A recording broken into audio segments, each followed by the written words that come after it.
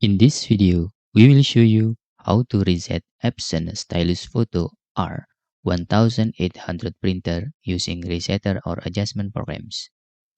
Before you download these resetter or adjustment programs, we suggest you to disable all of your antivirus, including Windows Real-Time Protection and the Tamper Protection if you are using Windows 10 or Windows 11.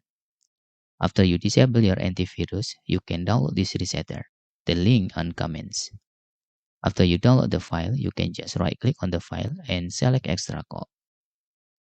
Please click Extract button here. Then, you need to open the resale folder and you can run the adjustment programs. Here, EPS, and then select particular adjustment mode. Okay, little different with another resetter. After you click particular adjustment mode button, you will prompt to select port. You can using auto selection or manual selections. Click OK.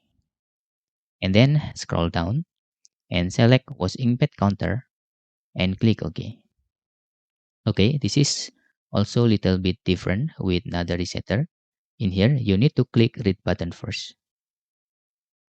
After you click read button first, then execute initialization button. Okay, after the reset is successfully, you can just turn off your printer. After that, you can turn back on your printer again.